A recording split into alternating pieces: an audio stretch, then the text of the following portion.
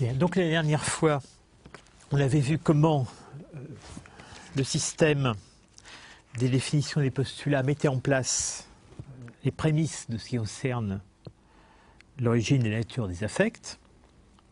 On va commencer maintenant à voir le déroulement des propositions sur la base à la fois de ces définitions et de ces postulats et de ce qui a été démontré dans le livre précédent. On verra que les propositions s'appuient alternativement sur les livres qui précèdent ou bien sur ce qui est énoncé ici tout au début. Alors je m'attarderai particulièrement sur le scoli de la deuxième proposition parce que par-delà la concaténation des théorèmes, il montre un peu les enjeux de la réflexion spinoziste. Néanmoins, je reprends pour l'instant les propositions dans l'ordre. Donc, proposition 1, notre âme est active en certaines choses, passive en d'autres, à savoir, en tant qu'elle est inadéquate, elle est nécessairement active en certaines choses, en tant qu'elle a des idées inadéquates, elle est nécessairement passive en certaines choses. Alors, vous remarquerez que la définition 2 avait mis en relation activité et cause adéquate. Cette proposition 1, quant à elle, met en relation activité et idée adéquate. On retrouvera bien entendu la cause adéquate un peu plus loin. Alors, comment ceci est-il démontré? La démonstration est assez longue. Elle se fait en 3 moments. Je la lis et je m'appuierai sur les textes auxquels elle renvoie. Elle s'appuie très largement sur ce qui a été démontré dans la deuxième partie. Alors, le fait que la première des propositions s'appuie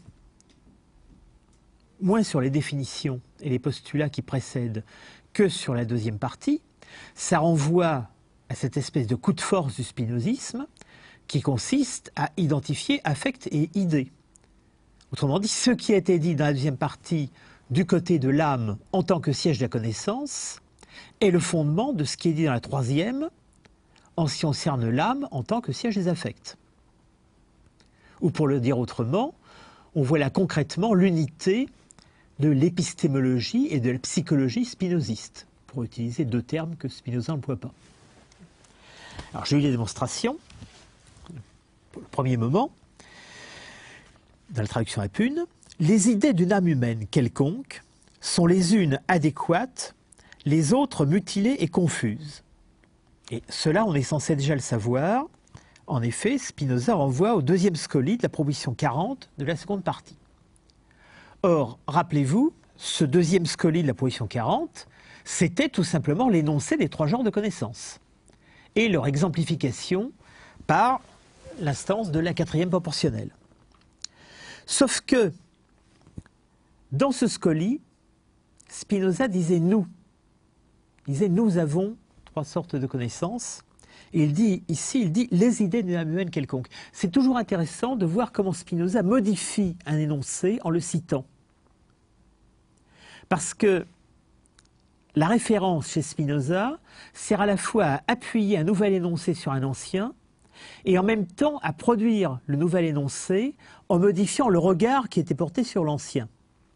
Or, dans la proposition 40 de la deuxième partie, dans son scoli, le regard, ça consistait à juxtaposer 3 types de connaissances en nous. Cette fois, le regard est différent. Il ne s'agit plus de dire « nous, les hommes en général », il s'agit de pointer le projecteur sur une âme humaine quelconque, cuiusque humanae mentis, et de constater que dans cette âme humaine coexistent les 2 sortes d'idées. Celles qui sont adéquates et celles qui sont inadéquates, mutilées, confuses étant un autre nom de l'inadéquation. Donc, en un sens, Spinoza, dans cette première phrase de la démonstration, ne dit rien de nouveau, mais ce qu'il répète, il le redit autrement, d'un autre point de vue.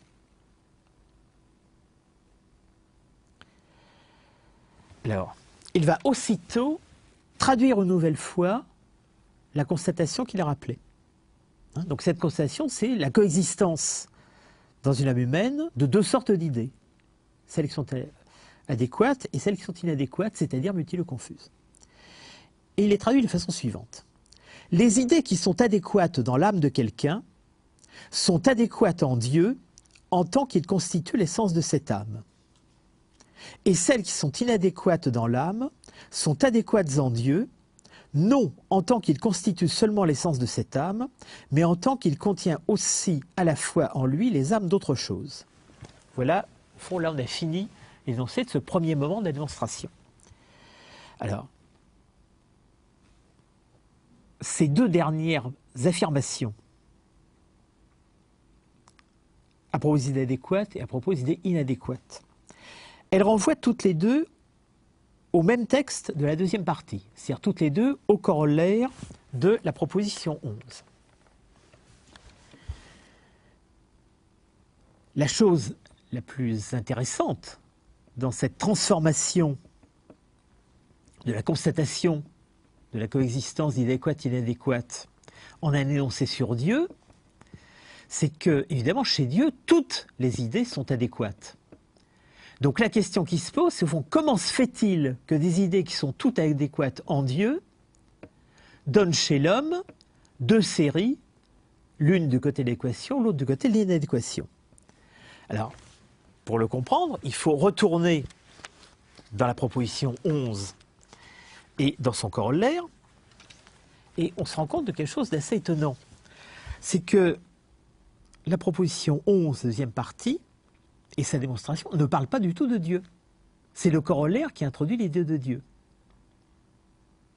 Il se passe quelque chose entre la proposition 11 et son corollaire qui fait qu'un raisonnement qui a commencé dans l'âme humaine est tout d'un coup transcrit du côté de Dieu. Et le lecteur peut se demander, mais à quoi ça sert? Pourquoi tout d'un coup, alors qu'on comprenait le raisonnement en ce qui concerne le rapport entre l'âme et le corps, pourquoi tout d'un coup passer à cette formulation en apparence plus compliquée concernant Dieu? Je dis entre l'âme et le corps, encore dans la proposition 11, on n'a pas encore démontré que la chose singulière à laquelle correspond l'âme, c'est le corps humain. Donc Spinoza dit encore simplement une chose singulière. Mais quand on sera dans la troisième partie, on saura que la chose singulière en question, c'est le corps. Donc proposition 11 de la deuxième partie, ce qui constitue en premier l'être actuel de l'âme humaine n'est rien d'autre que l'idée d'une chose singulière existante en acte. Donc, l'être actuel de l'âme, de l'homme, c'est l'idée d'une certaine chose. Et nous savons maintenant que c'est l'idée du corps humain. Donc la proposition 11 énonce un rapport entre un mode de la pensée, l'âme humaine, un mode de l'étendue, une chose singulière qui est de fait le corps humain. Et la démonstration reste dans ce lexique, c'est-à-dire à ce niveau d'intelligibilité.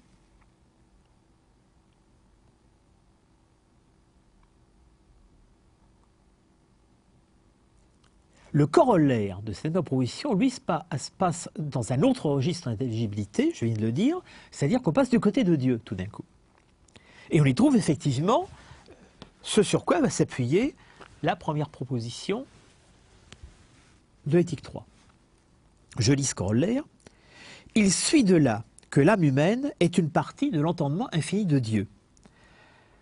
Alors, on peut hésiter un instant en se demandant comment ça suit du simple fait que l'être actuel de l'âme humaine n'est autre chose que l'idée du corps.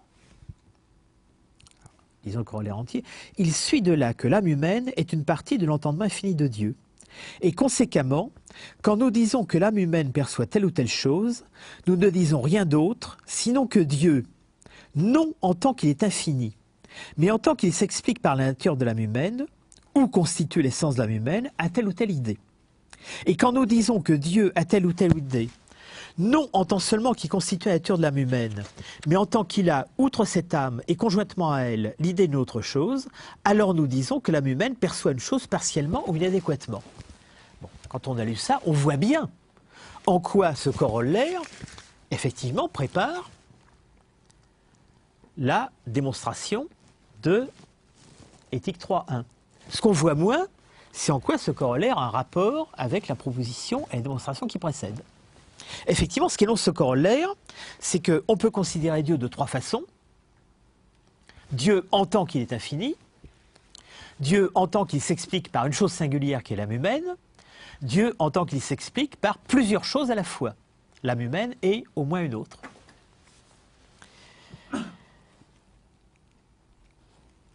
Dieu en tant qu'il s'explique par l'âme humaine seule, produit dans l'âme des idées adéquates. Dieu en tant qu'il s'explique par l'âme humaine et d'autres choses, produit dans l'âme des idées inadéquates. C'est exactement ce qu'on relit au début de la démonstration de proposition 1.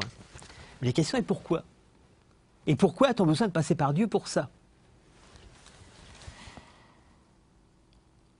Alors, on peut essayer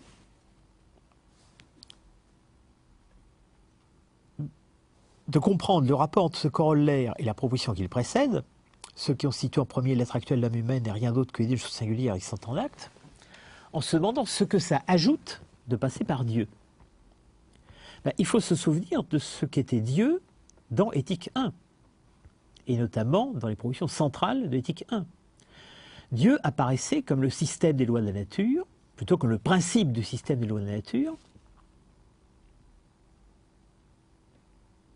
Et dès lors, passer du rapport individuel entre l'âme humaine et une chose singulière qui est le corps à Dieu, c'est tout simplement inscrire ce rapport singulier entre âme et corps dans le système général des lois de la nature.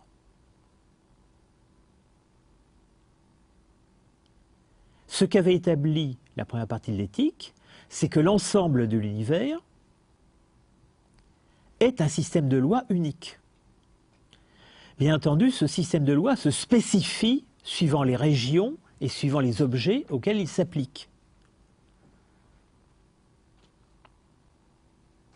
Ce sont les mêmes lois qui s'appliquent aux hommes, aux animaux, aux astres, mais elles se spécifient dans les lois particulières des hommes, des animaux et des astres. Et elles se spécifient même encore une deuxième fois dans chaque individu humain ou autre singulier. Donc quand nous regardons le rapport singulier entre une âme et un corps, nous regardons une forme très spécifiée du système général des lois de la nature. Le retour à la notion de Dieu dans le corollaire nous rappelle que cette forme spécifiée, c'est la spécification du système de ces lois générales. Donc on pourrait, au fond, retraduire ce corollaire dans un langage naturaliste, qui serait totalement légitime. Donc il faudrait dire Dieu, non en tant qu'il est infini, mais en tant qu'il s'explique par la nature de l'âme. Ça se traduirait par le principe des lois de la nature, non en tant qu'elle se réalise dans toute la nature, mais en tant qu'elle se spécialise dans les lois de telle âme humaine.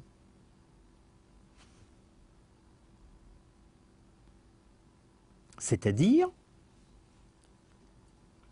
les lois de la nature, sous la forme qu'elles prennent, dans la structure de l'idée de telle chose singulière en acte.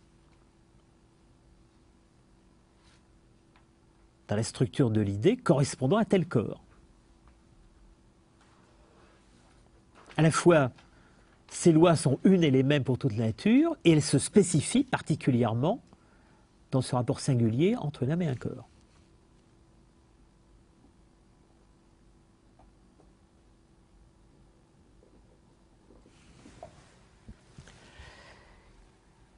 Et deuxièmement, la deuxième partie de corollaire, quand nous disons que Dieu a telle ou telle idée, non en tant qu'il constitue la nature humaine, mais en tant qu'il a, outre cette âme et conjointement à elle, l'idée d'une autre chose, il faudrait traduire en langage naturaliste les lois de la nature en tant qu'elles se spécifient dans la structure de l'idée, non plus du corps humain, mais de la rencontre entre le corps humain et un autre corps, enfin, et au moins un autre corps. Donc dans les deux cas, il s'agit bien des lois générales de la nature, puisqu'il n'y en a pas d'autres et que rien ne leur échappe. Ça a été, ou plutôt ce sera répété au début de l'éthique 3. Mais dans le premier cas, il s'agit des lois de nature spécifiées suivant le corps humain et ce qui correspond à la structure de l'idée du corps humain. Dans le deuxième cas, non pas sur le corps humain, mais sur la rencontre entre le corps humain et autre chose, et l'idée qui correspond à cette rencontre. Or, nous savons que l'idée qui correspond à la rencontre entre le corps humain et autre chose n'est jamais une idée adéquate. C'est une idée qui mélange des propriétés du corps humain et des propriétés de l'autre chose. Cette idée n'est donc pas une idée adéquate du corps humain parce qu'elle mélange avec lui les propriétés de l'autre chose. Ça n'est pas non plus une idée adéquate de l'autre chose puisqu'elle mélange avec les propriétés d'autre chose celles du corps humain.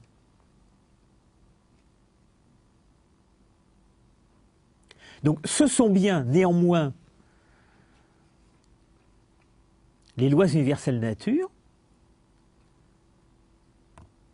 mais le mélange de deux spécifications différentes, à travers la rencontre entre deux modes de l'étendue,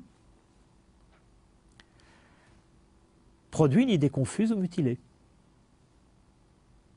Donc on peut l'exprimer de deux façons. On peut l'exprimer dans le registre divin en disant Dieu en tant que tel n'a que des idées adéquates, mais dans l'âme humaine, ça peut donner des idées adéquates si c'est Dieu en tant qu'il se spécifie sur l'âme humaine, selon l'existence de l'âme humaine, ou des idées adéquates suivant que Dieu spécifie, suivant l'âme humaine et autre chose. Et on peut le dire en langage naturaliste en disant ce sont bien les mêmes lois de nature qui n'ont aucune exception. C'est la même chose que de dire que Dieu n'a que des idées adéquates.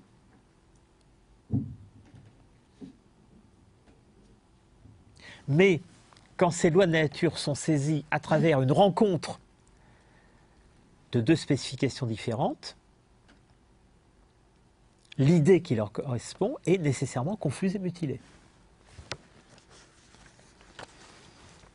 Donc je reviens à la démonstration position 1, à ce premier moment de démonstration. On a d'abord constaté, par rappel du scolier sur agent de connaissance, que dans une âme humaine quelconque coexistent des idées adéquates et des idées mutilées confuses.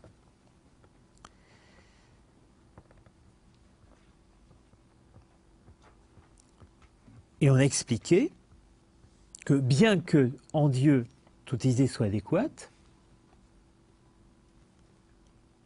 à l'intérieur de l'âme humaine, suivant que les idées sont les idées correspondant à cette âme humaine seule ou à la rencontre entre le corps humain et quelque chose d'extérieur, ces idées sont soit adéquates, soit inadéquates. Deuxième moment de la démonstration maintenant. Deinde, un peu une traduit par de plus, c'est pas une très bonne traduction. C'est pas un argument supplémentaire, c'est le deuxième moment de la démonstration. D'une idée quelconque supposée donnée, quelque effet doit suivre nécessairement. Ça, c'est la proposition 36 du livre 1, comme si je le rappelle, c'est-à-dire tout mode de quelque attribut que ce soit est nécessairement productif. On pourrait dire que la loi de la causalité, chez les autres philosophes, ça consiste à dire que tout effet a une cause. La loi de la causalité chez Spinoza, ça consiste à dire que toute chose est cause d'au moins un effet. Spinoza voit toujours la causalité dans l'autre sens. Être, c'est produire des effets. Donc une idée étant un mode, elle doit nécessairement produire des effets.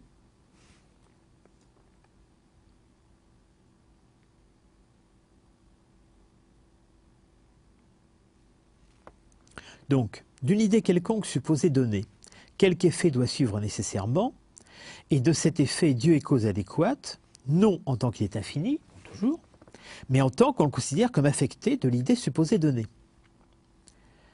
Alors, maintenant, il va y avoir deux possibilités. Soit Dieu va être considéré comme affecté de l'idée de l'âme humaine seule, de l'idée qu'est l'âme humaine seule, soit comme affecté de cette idée et d'autres en même temps. Ce sont les deux cas qui ont été vus précédemment. Donc, soit maintenant un effet dont Dieu est cause en tant qu'affecté d'une idée qui est adéquate dans l'âme de quelqu'un, de cet effet, cette même âme est la cause adéquate. Donc, notre âme, en tant qu'elle est adéquate, est nécessairement active en certaines choses, ce qui était le premier point.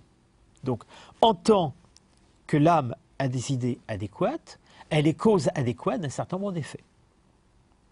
Et troisième moment de démonstration, l'inverse.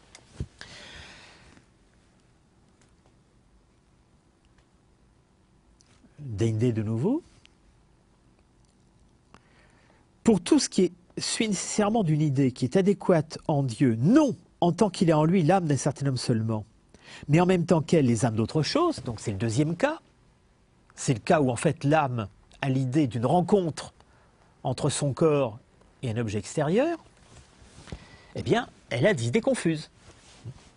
Plutôt, l'idée de cette rencontre est une idée confuse.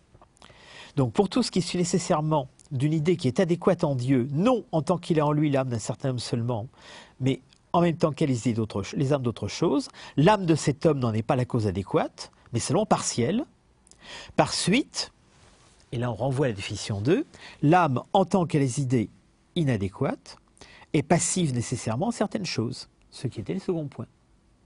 Donc, en appliquant ce qui avait été dit dans la définition 2 sur la causalité adéquate-inadéquate, à ce qu'avait montré la seconde partie de l'éthique, sur la production des idées mutilées d'une part, adéquates de l'autre, on peut montrer comment l'âme, du fait qu'elle a des idées adéquates et inadéquates, est à son tour cause adéquate ou inadéquate de certains effets, donc est soit active, soit passive.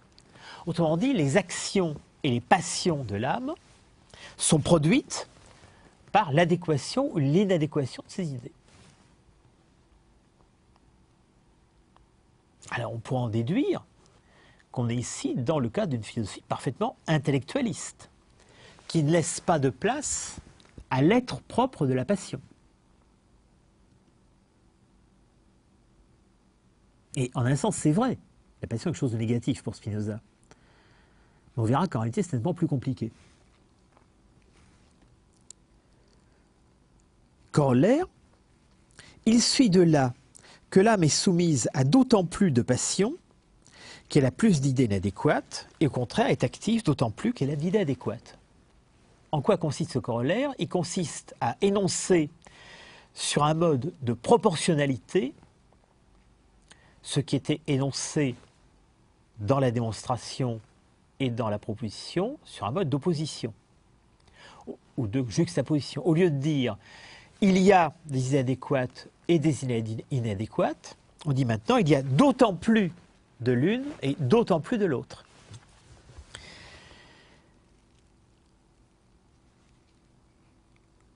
Donc non seulement les idées inadéquates produisent la passion, et les idées adéquates produisent l'action, mais en même temps, la plus ou moins grande proportion de l'une et de l'autre produit une plus ou moins grande proportion de passion.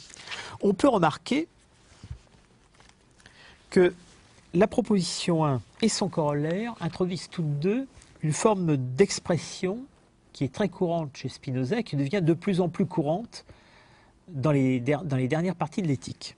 C'est justement cette idée de proportionnalité. En effet, si vous regardez aussi la proposition 1, il se lisait ainsi: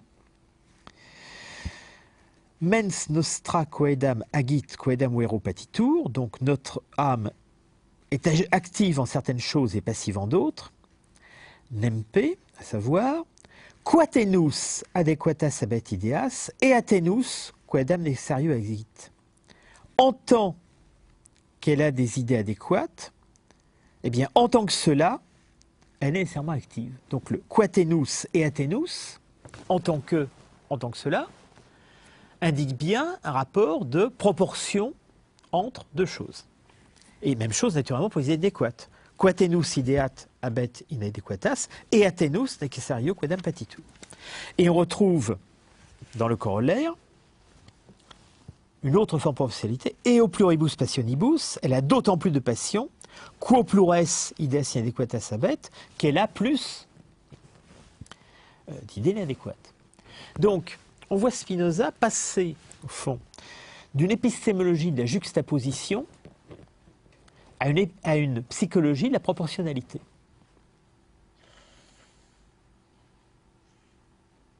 Ce n'est pas rien. Ça implique qu'on ne va pas pouvoir dire qu'il y a des hommes qui sont actifs et d'autres hommes qui sont passifs. Il y a dans chaque âme de l'activité et de la passivité, et à chaque fois, cette activité et cette passivité se mesurent en termes de proportion. Et au fond, tout l'itinéraire de l'homme spinoziste, ça a consisté à augmenter la proportion des unes et à diminuer la proportion des autres. Alors que l'idée de supprimer totalement les unes et de donner à l'âme un imperium total, un empire total sur ses passions, est dénoncée par Spinoza comme une illusion. Donc au fond, la psychologie de la proportionnalité, c'est un peu la critique pratique de l'illusion de la domination totale sur les affects.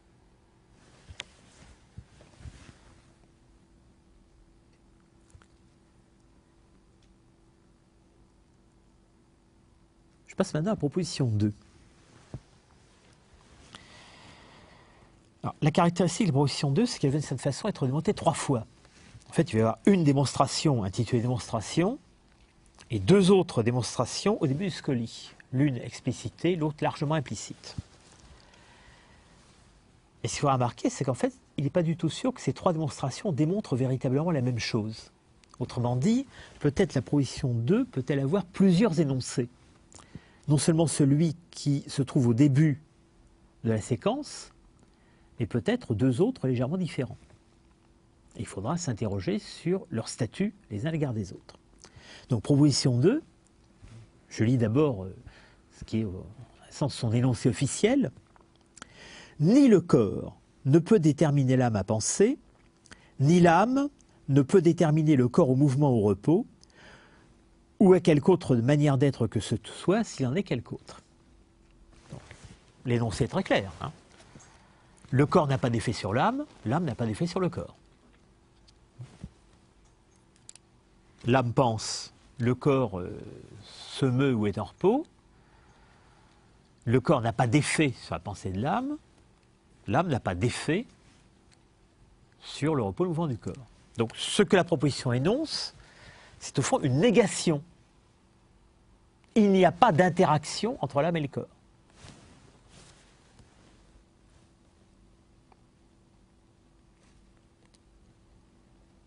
On pourrait dire que cet énoncé, c'est la version négative, mais la seule énoncée pour elle-même de la proposition 2. On verra qu'on peut en déduire des versions positives. Alors, regardons la démonstration. Tous les modes de pensée, alors de nouveau on va passer par Dieu, tous les modes de pensée ont Dieu pour cause en tant qu'il est chose pensante, non en tant qu'il s'explique par un autre attribut. Renvoie à proposition 6 de la partie 2. Alors, je vous rappelle l'énoncé de cette proposition 6. Les modes de chaque attribut ont pour cause Dieu en tant seulement qu'il est considéré sous l'attribut dont ils sont les modes, et non en tant qu'il est considéré sous un autre attribut. Alors, donc effectivement, il n'y a pas de problème. La démonstration s'appuie très logiquement sur la proposition à laquelle elle renvoie. Donc, cette première démonstration s'appuie, sans véritable problème logique, sur 2.6, qui est au fond l'existence de causalité modale interne à chaque attribut. Donc on tire la conséquence, dans le cas de l'âme et du corps, du fait que les attributs ne se chevauchent pas. Un mode d'un attribut n'a pas d'effet sur un mode d'un autre attribut. Donc tous les modes de pensée ont Dieu pour cause en tant qu'il est chose pensante et non en tant qu'il s'explique par un autre attribut. Donc ce qui détermine l'âme à penser, c'est un mode du pensée non détendu. C'est-à-dire que ce n'est pas un corps. Pas de problème. Et je ne lis pas la deuxième partie de démonstration, elle répète la même chose dans l'autre sens, c'est-à-dire que le mouvement et le repos du corps viennent d'un autre corps, on pourrait dire aussi de Dieu en tant qu'il est étendu, et non pas d'un mode d'un autre attribut, donc notamment pas d'un mode du pensée. Donc au fond on démontre deux fois, une fois du côté de la pensée, une fois du côté de l'étendu, qu'il n'y a pas d'interaction entre l'âme et le corps. Cette absence d'interaction, une fois la conséquence directe, même la conséquence pratiquement analytique, de l'absence d'interaction entre les attributs. Donc pas de problème, mais aussi bien la démonstration que la proposition s'énoncent de façon négative. Il n'y a pas d'interaction. Pas de problème à l'intérieur de la logique spinoziste, mais bien entendu, un problème, par exemple, à l'égard de Descartes, pour qu'il y ait effectivement une interaction de l'âme et du corps, par le mouvement volontaire, par exemple, mais aussi à l'égard de ce qu'on pourrait appeler le sens commun.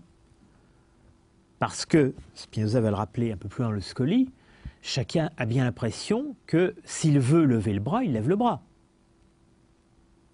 Que s'il veut fermer une porte, il ferme une porte. Or, lever le bras ou fermer une porte, c'est bien un acte effectué par le corps à l'intérieur de l'étendue, alors que vouloir lever le bras ou fermer la porte, c'est bien une pensée. C'est une volition. Donc, aussi bien le cartésianisme que le sens commun de chacun d'entre nous a bien l'impression que notre vie est entièrement tissée d'interactions entre l'âme et le corps. Donc bien voir que cette proposition 2, sous sa forme négative, à la fois une notion aussi parfaitement logique à partir de ce qui a été montré dans Éthique 2, mais qui va à rebours de l'opinion commune et de la formulation dans le cartésianisme. Bon, passons maintenant au Scoli. Ce qui précède, se connaît plus clairement par ce qui a été dit dans le Scoli de la proposition 7, partie 2. Donc, voilà une deuxième démonstration. Une démonstration qui est plus claire que la première. Et on peut remarquer que souvent, quand Spinoza ajoute ajoute une démonstration dans un Scoli, il précise que cette démonstration qu'il ajoute est plus claire que la précédente. Ce qui précède se connaît plus clairement par ce qui a été dit dans le Scoli de la proposition 7, partie 2, à savoir que l'âme et le corps sont une seule et même chose qui est conçue tantôt sous l'attribut de la pensée, tantôt sous celui de l'étendue. Alors, reportons-nous à ce Scoli de 2.7, donc non pas la proposition qui suit la proposition qui soutenait la proposition précédente, mais le Scoli qui suit cette proposition. Je cite, le Scoli est long, je cite que les deux fragments principaux. La substance pensante et la substance étendue sont une seule et même chose. La substance pensante et la substance étendue sont une seule et même chose. Donc il y a une unité de substance, il n'y a pas deux substances différentes, la pensée et l'étendue. Il y a une substance unique qui a deux attributs, au moins deux attributs. De même, il en est de même pour les modes. Un mode de l'étendue est la même chose que l'idée de ce mode, qui est un mode de la pensée. Alors, Spinoza semble considérer que c'est la même chose, que cette démonstration est la même chose que la précédente, qu'elle établit elle aussi la proposition 2. Il faut remarquer immédiatement une différence, c'est que cette fois, aussi bien la proposition sur laquelle on s'appuie que ce qu'elle démontre ne sont pas énoncés sur mode négatif. Au contraire, il ne s'agit pas de dire qu'il n'y a pas d'interaction entre les deux attributs, il s'agit de dire que les deux attributs sont une seule et même chose. Et la conséquence qu'on en tire, ce n'est pas qu'il n'y a pas d'interaction entre les deux modes, c'est que les deux modes sont une seule et même chose. Alors pour tout un chacun, on a l'impression que ça n'est quand même pas tout à fait pareil.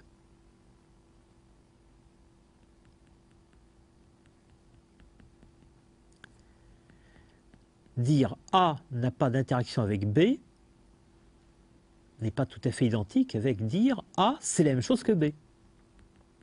Alors bien entendu, on voit bien en quel sens Spinoza le prend. Si l'étendue et la pensée sont, d'un certain point de vue, la même chose, ils ne peuvent pas avoir d'interaction parce qu'on n'a pas d'interaction avec soi-même. De même, si un corps et l'idée de ce corps sont la même chose, ils n'ont pas d'interaction, au sens où c'est un mode unique, qui ne vient pas d'interaction avec lui-même. Mais énoncé comme ça, on a quand même un peu l'impression d'un jeu de mots. Il faut comprendre sous une forme un peu plus forte. Il faut comprendre que le mode qui est le corps et le mode qui est l'âme sont bien une seule et même chose, en un sens fort, c'est-à-dire que ce qui se passe dans l'un se passe aussi dans l'autre. Pas sous la même forme, pas avec les mêmes manifestations, mais que la causalité qui a lieu dans l'étendue a lieu en même temps dans la pensée. Donc au niveau des modes, la causalité qui a lieu dans le corps a lieu en même temps dans l'âme. Donc l'unité de l'âme et du corps ne passe pas par l'interaction, mais par l'existence simultanée de deux aspects de la même causalité dans l'un et dans l'autre. Ce qui veut dire que quand je me lève pour aller fermer la porte, ça n'est pas parce que je le veux que mon bras fait un mouvement et ferme la porte, c'est qu'en même temps, du côté de mon âme, je forme l'idée de fermer la porte, je forme la volition de fermer la porte, et du côté de mon corps, le mécanisme propre de mon corps, qui est identique à cette volition, produit la fermeture de la porte. C'est-à-dire que la volition d'un côté et l'action corporelle de l'autre sont deux aspects du même dynamisme qui atteint à la fois l'âme et le corps. Et du coup, d'une certaine façon, on retrouve le point de vue sens commun, il se passe bien quelque chose, mais ce quelque chose n'est pas un effet de l'un sur l'autre, il est un effet dans chacun des deux d'un dynamisme unique. Autrement dit, ce qui a été démontré par cette deuxième démonstration, c'est bien, si on veut, la même chose que la proposition 2, mais c'est un énoncé positif de ce qui était énoncé négativement de la proposition 2.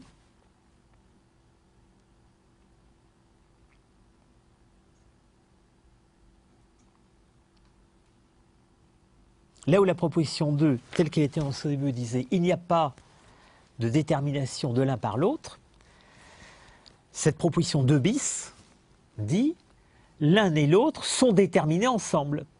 C'est la même détermination qui se déploie dans l'un et dans l'autre.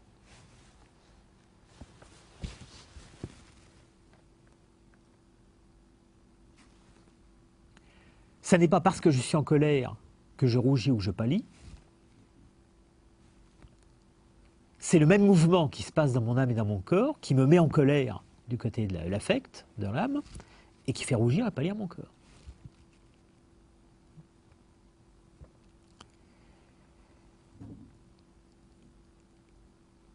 Alors je lis la démonstration de Spinoza, donc il rappelle ce qui était dit dans ce que les propositions 7, il dit d'où vient que l'ordre ou l'enchaînement des choses est le même, il ne dit pas l'ordre et l'enchaînement se correspondent, il dit bien que c'est le même, il n'y en a qu'un seul.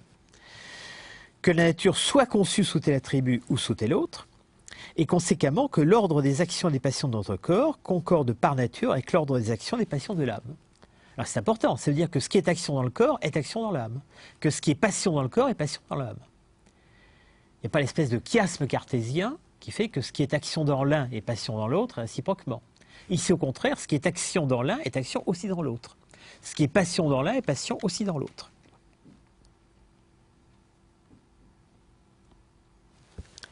Et maintenant, troisième démonstration, Spinoza ajoute, cela est encore évident par la façon dont nous avons démontré la proposition 12 de la partie 2. Donc voilà une troisième démonstration.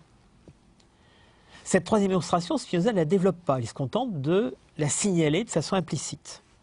Alors, on peut essayer de la reconstituer. Qu'est-ce qu'on lit dans la proposition 12 de la partie 2 ? Je cite, « Tout ce qui arrive dans l'objet de l'idée constituant l'âme humaine doit être perçu par cette âme. Tout ce qui arrive dans l'objet de l'idée constituant l'âme humaine, et maintenant nous savons que l'objet en question c'est le corps, doit être perçu par cette âme. » Alors cette fois c'est un nouvel aspect du rapport entre le mode de la pensée dépendue et de l'étendue qui est cité. Cet aspect c'est la perception de l'objet par son idée. Donc le premier aspect c'était l'absence de causalité interattributive entre les deux. Le second, c'était l'unité entre les deux.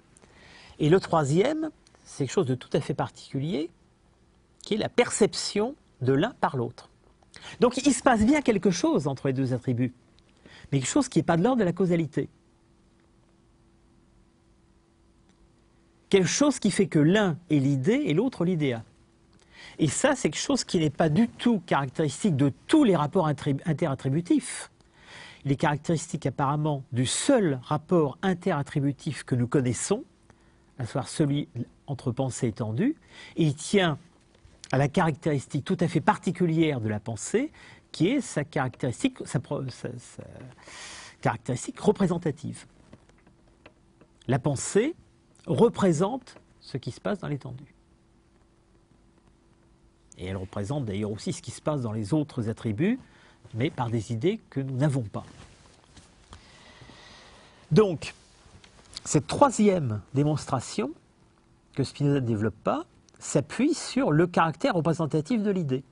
Chaque fois qu'il se passe quelque chose dans le corps, eh bien, c'est représenté dans l'idée. Autrement dit, si on veut relier cette deuxième démonstration, cette troisième démonstration à la deuxième, il faut dire que l'unité entre la pensée et l'étendue, entre l'âme et le corps, entre l'idée d'une action du corps, d'une passion du corps, et cette action et cette passion du corps, cette unité consiste notamment en une représentation, en une perception. L'idée est un representamen, c'est-à-dire un acte représentatif. Alors, en quoi cette démonstration démontre une troisième fois la proposition 2 ? Elle le démontre en ce sens que la perception n'est pas une causalité interattributive.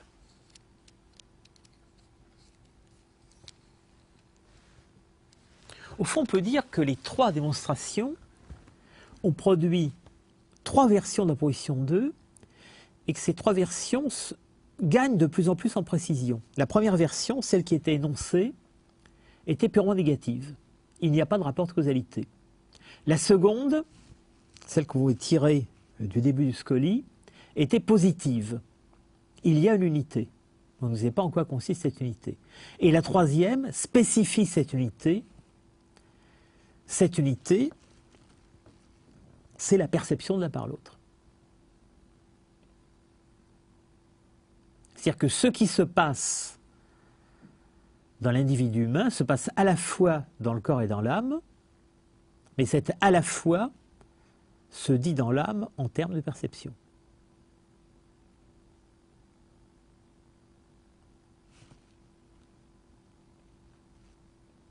Alors, le Scoli pourrait s'arrêter là, après avoir énoncé ces deux démonstrations supplémentaires. Or, Spinoza ne s'arrête pas là.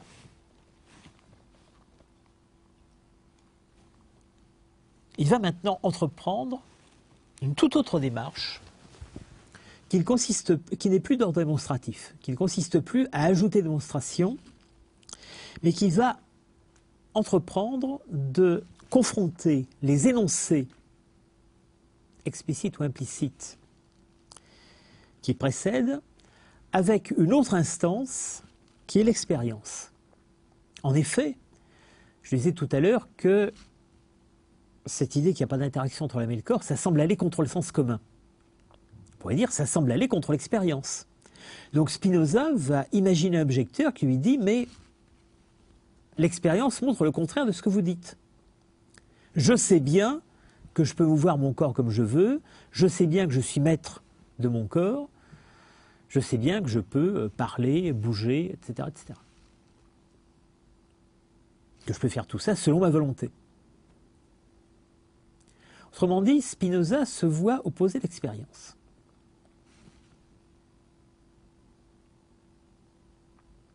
C'est toujours gênant pour une philosophie d'apprendre que l'expérience la dément. D'autant plus gênant pour la philosophie de Spinoza que Spinoza prend régulièrement soin de montrer que l'expérience est conforme à la raison, c'est-à-dire à ce que la raison enseigne à sa philosophie. Dès que c'est possible, Spinoza utilise des formules du genre « l'expérience l'a démontré » ou bien « la raison et l'expérience enseignent que ». Donc un des soucis de la forme d'établissement du vrai caractéristique du spinozisme, c'est montrer que ce qu'il dit est conforme à la fois à la démonstration rationnelle et à l'expérience. Alors voici qu'ici, un objecteur, apparemment, n'importe quel objecteur possible, va lui dire l'expérience prouve le contraire de ce que vous dites. Alors comment va-t-il procéder? On va voir une très longue reprise de ce que l'expérience semble montrer et de ce que l'expérience montre en réalité. Autrement dit, il s'agira d'opposer expérience à expérience. Il s'agira de décortiquer la perception de l'expérience qu'a l'objecteur pour montrer qu'en fait l'expérience enseigne autre chose que ce qu'il croit. Je lis. Donc là, on a fini avec les démonstrations. Bien que la nature des choses ne permette pas de doute à ce sujet. Alors, la nature des choses, ça veut dire ce que j'ai démontré. Je crois cependant qu'à moins de leur donner de cette vérité une confirmation par l'expérience, les hommes se laisseront difficilement induire à examiner ce point d'un esprit non prévenu. Si grande est leur persuasion que le corps tantôt se meut, tantôt cesse de me voir, au seul commandement de l'âme, et fait un grand nombre d'actes qui dépendent de la seule volonté de l'âme et de son art de penser. Donc, j'ai démontré par 3 fois que l'âme n'a pas d'effet causal sur le corps, mais il faut que je le confirme par l'expérience, parce que la démonstration rationnelle ne suffit pas, étant donné que les hommes sont persuadés du contraire. On pourrait donc s'attendre à ce que la suite du Scoli établisse par l'expérience que l'âme ne détermine pas le corps et que le corps ne détermine pas l'âme. Donc, on pourrait s'attendre à trouver 2 quasi-démonstrations, 2 établissements par l'expérience. Exactement comme dans la démonstration de proposition, on avait 2 démonstrations. Une au début pour dire que le corps ne détermine pas l'âme, et une deuxième pour dire que l'âme ne détermine pas le corps. Or, ce n'est pas cela qui se passe. Regardez la formule qu'a utilisée Spinoza ici. Il a dit « Si grande est la persuasion que le corps tantôt se meut, tantôt cesse de se mouvoir au seul commandement de l'âme. » Autrement dit, quand Spinoza doit énoncer le préjugé des hommes, il énonce d'un seul côté. Apparemment, le préjugé consiste à croire qu'il y a une interaction sous la forme d'une action de l'âme sur le corps. Spinoza ne mentionne pas du tout l'action du corps sur l'âme.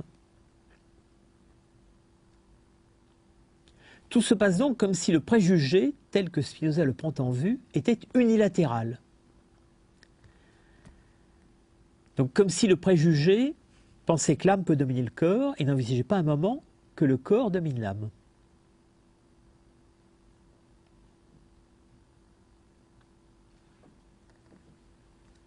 Donc pour le dire en des termes qui ne sont pas spinozistes, encore une fois, comme si le préjugé était plutôt du côté idéaliste que du côté matérialiste.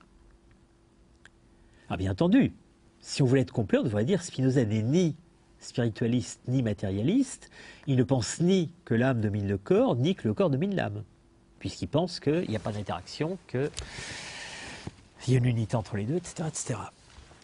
Je remarque simplement que dans sa référence à l'expérience, il ne va pas faire ça. De même qu'il énonce le préjugé de façon unilatérale, sa réfutation du préjugé sera non moins unilatérale. C'est-à-dire que sa réfutation du préjugé consistera à montrer qu'il semble bien souvent que c'est le corps qui domine l'âme. Alors on pourrait dire, mais alors dans ce cas-là, Spinoza ne démontre plus la philosophie spinoziste. Il démontre une philosophie matérialiste qui n'est pas exactement la sienne. Non.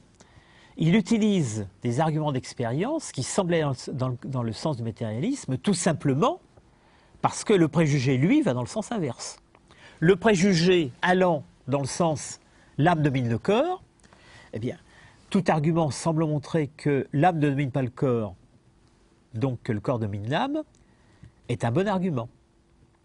Même si ensuite on doit le réécrire, si on voulait le réécrire en termes de la rationalité spinoziste, on devrait le réécrire de façon à montrer que cette apparence suivant laquelle le corps domine l'âme est une apparence parce qu'en fait, il n'y a pas non plus de domination du corps sur l'âme, il y a une équivalence entre les deux. Mais comme précisément il n'y a pas de préjugé de ce côté-là, apparemment, comme au fond la tradition à laquelle Spinoza s'attaque est une tradition entièrement spiritualiste, Spinoza omet de faire cette seconde démonstration. Alors évidemment, ça aura un effet. Ça fait qu'ensuite, des matérialistes pourront lire ce texte en l'interprétant de façon parfaitement matérialiste. Le texte paraît s'y prêter.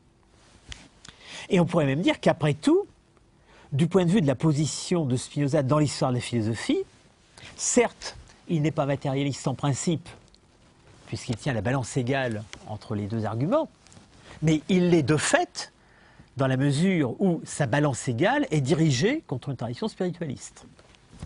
Donc je reprends les démonstrations maintenant, parce qu'il y a eu démonstration. Donc, leur persuasion, alors premier moment, on énonce d'abord leur persuasion et l'expérience sur laquelle elles semblent s'appuyer.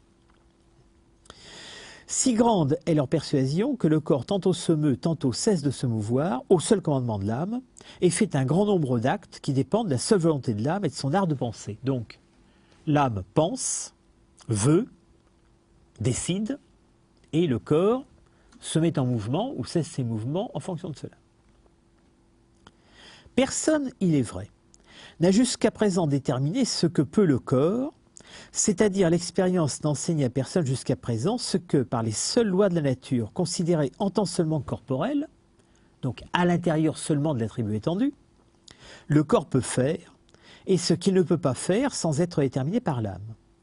Personne en effet ne connaît si exactement la structure du corps qu'il ait pu en expliquer toutes les fonctions. Donc, premier argument, nous ne savons pas comment fonctionne le corps. Donc, nous ne savons pas, remarquez que c'est un argument négatif, nous constatons que beaucoup de choses sont faites par le corps dont nous ne savons pas dire si c'est le corps ou l'âme qui les provoque. Au fond, l'argument consistant à dire que c'est l'âme qui les produit dans le corps revient à dire « je ne sais pas comment le corps pourrait les produire lui-même, donc je suppose que c'est l'âme qui les produit ». C'est donc un argument par l'ignorance. Parce qu'après tout, je ne sais pas non plus comment l'âme aurait un effet à l'intérieur du corps. La seule raison que j'ai de penser que c'est l'âme qui les produit dans le corps, c'est simplement que je ne sais pas, je ne connais pas le détail des mécanismes par lesquels le corps pourrait le produire lui-même. Autrement dit, c'est mon ignorance du détail de la causalité intra-attributive qui m'amène à imaginer une causalité extra-attributive. Donc ce n'est pas l'expérience qui parle, c'est l'ignorance. Deuxième argument, pour ne rien dire ici de ce que l'on observe maintes fois dans les bêtes, qui dépasse de beaucoup la sagacité humaine. Donc le deuxième argument, que Spinoza énonce très vite, sans s'y appesantir. Pourquoi l'énonce-t-il très vite? Parce qu'il pense que tout le monde le connaît. Et en effet, c'est un argument bien connu, notamment dans la tradition sceptique, mais qui a eu un regain de vivacité au XVIe siècle, dans la tradition sceptique et libertine, qui est l'argument de l'intelligence des bêtes. L'argument de tout ce que les bêtes savent faire que les hommes ne peuvent pas faire. À quoi sert cet argument? Il sert soit à prouver que les bêtes ont une âme, contre les cartésiens, les âmes pensantes, soit à montrer que les hommes n'en ont pas. Ou du moins qu'ils ont une âme qui n'est pas nécessairement supérieure à celle des bêtes. Puisque on peut montrer que dans un grand nombre de domaines, les bêtes qui sont dépourvues d'âme humaine arrivent à faire des choses extraordinaires, aussi bien et parfois mieux que les hommes. Si les fourmis ou les abeilles arrivent à construire des fourmilières ou des ruches aussi complexes, ont des sociétés aussi complexes, si les animaux retrouvent leur chemin, si tel ou tel animal sait retrouver son chemin, etc., etc. Vous connaissez tout le répertoire d'exemples de ce genre, alors qu'ils n'ont pas l'âme humaine, c'est la preuve qu'on n'a pas besoin de l'âme humaine pour le faire. Donc ici, Spinoza réoriente l'argument classique de l'ingéniosité animale pour ses propres besoins théoriques, à savoir, il y a un tas de choses qu'on peut faire sans l'âme humaine. Donc, le corps humain doit pouvoir les faire aussi sans l'âme humaine. Du moins sans la causalité de l'âme humaine. Alors Spinoza n'utilise pas cet argument pour dire que les animaux ont une âme supérieure à celle des hommes, ni pour dire que les hommes n'ont pas d'âme. Mais pour dire qu'il n'y a pas de causalité de l'âme sur le corps. Troisièmement, et pour ne rien dire ici, de ce que font très souvent les somnambules pendant le sommeil, qu'ils n'oseraient pas pendant la veille. Et là aussi, pendant le sommeil, les somnambules font des choses qu'il ne faut pas pendant la veille, c'est-à-dire qu'ils font, apparemment, à des moments où l'âme est déconnectée du corps, où elle ne commande pas leur corps, des choses qu'ils ne sauraient pas faire lorsque leur âme commande leur corps, est censée commander leur corps. Alors maintenant, on tire le bilan de ces trois exemples. Donc la structure du corps, l'ingéniosité animale, les somnambules. Et cela montre assez que le corps peut, par les seules lois de sa nature, c'est-à-dire par les seules lois de l'étendue, beaucoup de choses qui causent à son âme de l'étonnement.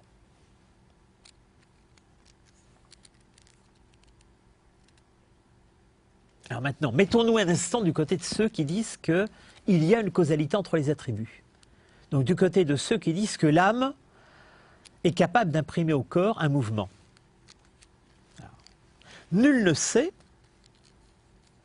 en outre, en quelles conditions ou par quels moyens l'âme meut le corps. Donc si jamais vous teniez absolument à dire que l'âme meut le corps, c'est un argument par l'ignorance. Puisque finalement, vous ne nous expliquez rien avec cet argument. Nul ne sait en outre en quelles conditions, par quels moyens l'âme meut le corps, ni combien de degrés de mouvement elle peut lui imprimer, et avec quelle vitesse elle peut le mouvoir. Oui, Spinoza fait exprès d'utiliser ici des termes de mécanique pour montrer que pour que l'âme puisse avoir une causalité à l'égard du corps, il faudrait qu'elle soit elle-même un objet mécanique, c'est-à-dire un objet de l'étendue. D'où il suit que les hommes, quand ils disent que telle ou telle action du corps vient de l'âme, qui a un empire, imperium. Rappelez-vous quand Spinoza utilise le terme d'imperium pour désigner quelque chose qui a rapport aux hommes, qui n'est pas la souveraineté de l'État, c'est presque toujours négatif. C'est toujours quelque chose de suspect. L'imperium, c'est une puissance absolue, mais nous n'avons pas de puissance absolue. Donc, d'où suit que les hommes, quand ils disent que telle ou telle action du corps vient de l'âme qui a un empire sur le corps, ne savent pas ce qu'ils disent et ne font rien d'autre qu'avouer en langage spécieux leur ignorance de la vraie cause d'une action qui n'excite pas en eux d'étonnement. Autrement dit, ils s'étonnent de ce que font les bêtes ou de ce que font les somnambules, et là ils avouent ignorer la cause, mais en ce qui concerne leur conduite de tous les jours, comme ils y sont habitués, ils ne s'étonnent pas, et du coup, ils forgent une cause fictive. Mais ils l'ignorent tout autant que dans le cas des bêtes ou des somnambules. Autrement dit, la conscience que nous avons, selon laquelle notre âme meut notre corps, n'est pas l'expérience d'une causalité, c'est le langage de l'ignorance.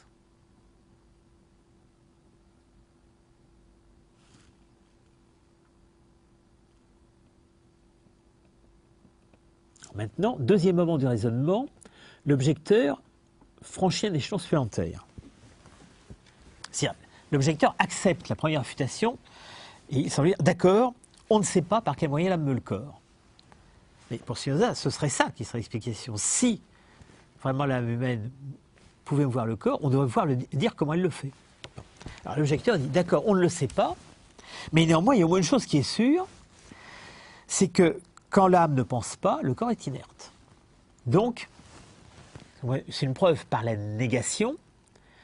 On ne sait pas comment, quand elle pense, elle le meut, mais on sait que quand elle ne pense pas, elle ne le meut pas. Et que la preuve qu'elle ne le meut pas, donc il a besoin d'être mu par elle, c'est qu'il reste inerte. Donc, mais dira-t-on, sache ou que l'on ignore par quel moyen l'âme meut le corps, on sait cependant par expérience, donc deuxième référence à l'expérience, que le corps serait inerte si l'âme humaine était apte à penser. Argument supplémentaire, donc cette fois la réponse de l'objecteur contient deux arguments. On sait de même, toujours par expérience, qu'il est également au seul pouvoir de l'âme de parler et de se taire, et bien d'autres choses que l'on croit par suite dépendre du décret de l'âme, c'est-à-dire dépendre du libre arbitre de l'âme.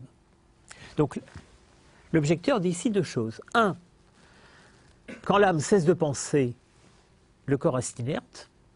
Donc là, on a une preuve par la négation du fait que, puisque le corps ne bouge pas lorsque l'âme ne pense pas, c'est donc que le corps a besoin de l'âme pour se mouvoir, même si on ne sait pas comment.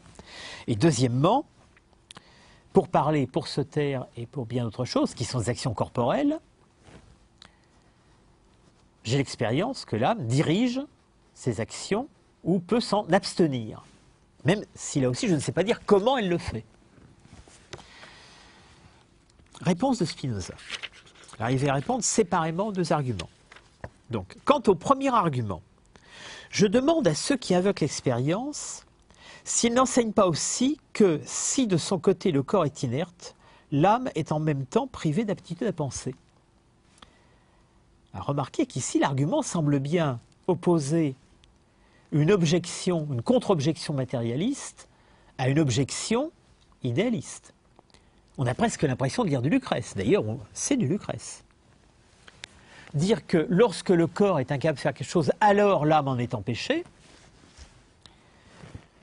on trouve ça dans le livre 3 et 4 de Lucrèce à longueur de vers.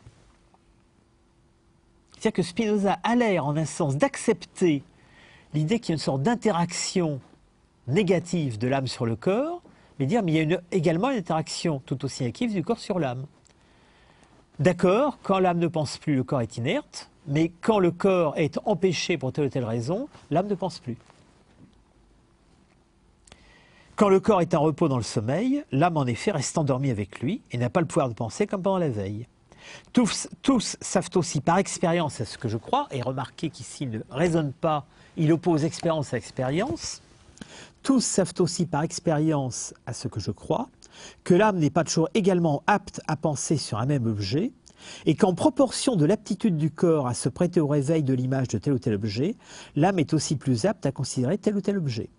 Autrement dit, c'est parce que le corps peut réveiller l'image de l'objet, là on renvoie à la question des traces qu'on avait trouvées dans les postulats sur le corps humain, et de nouveau au début de l'éthique 3, nous n'arrivons à penser que parce que nous nous souvenons, c'est-à-dire parce que le corps réactive les traces d'un objet. Si le corps ne réactive pas cette trace, nous n'avons pas la mémoire. Et si nous n'avons pas la mémoire, nous ne pensons pas sur lui. Là aussi, on a bien l'impression d'une détermination d'âme par le corps. On a bien l'impression que Spinoza est en train de dire c'est parce que le corps réactive une trace que l'âme peut penser sur cet objet. Et ça n'est pas un argument spinoziste à proprement parler, c'est un pur argument matérialiste. C'est un argument qui semble supposer une action du corps sur l'âme.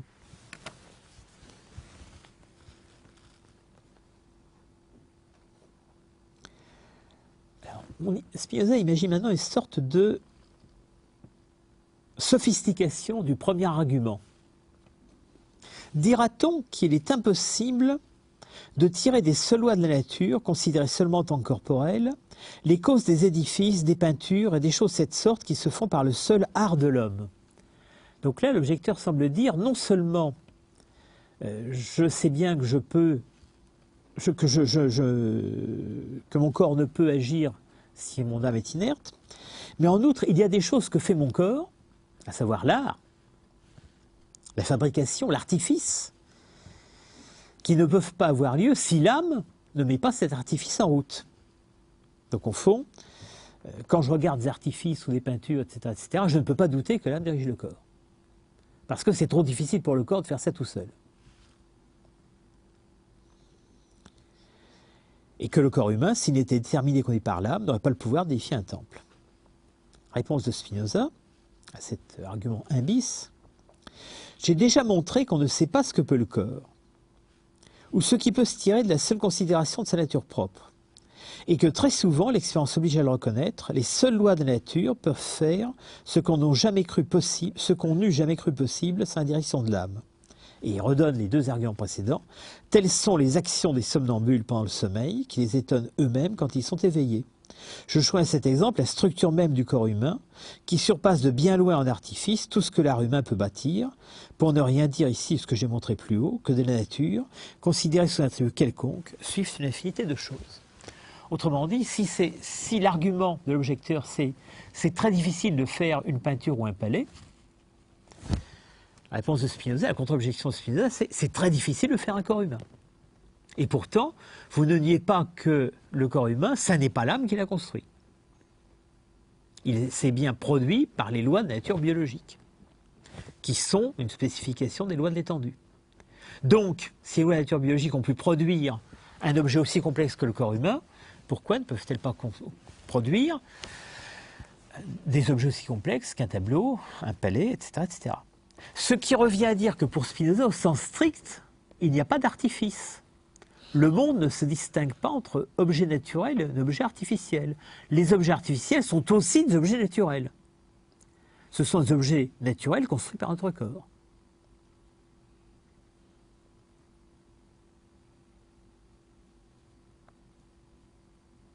Mais exactement comme notre corps s'édifie lui-même en consommant des corps extérieurs.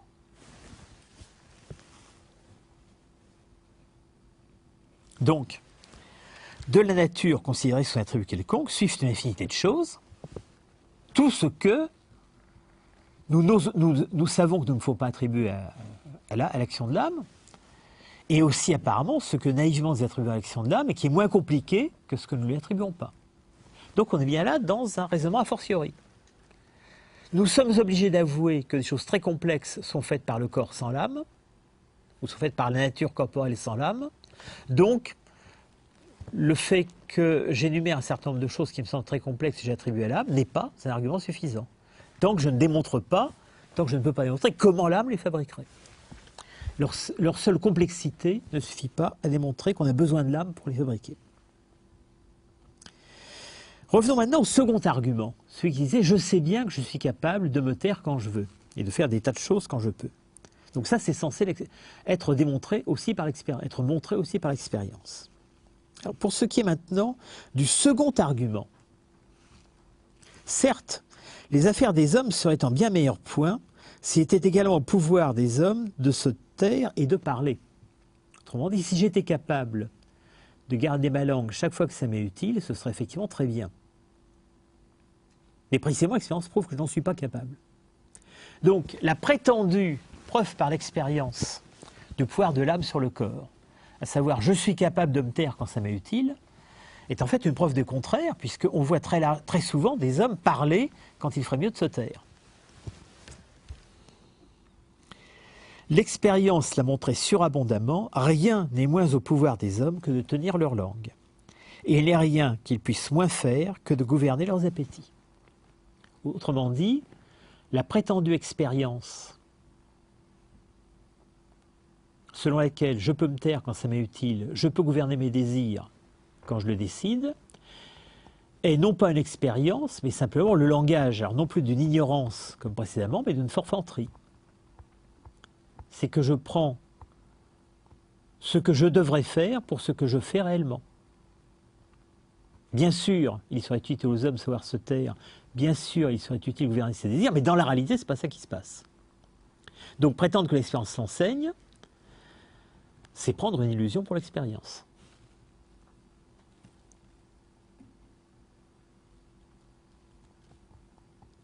Donc il n'est rien qui puisse, rien n'est moins au pouvoir des hommes que de tenir leur langue, il n'est rien qui puisse moins faire que de gouverner leurs appétits.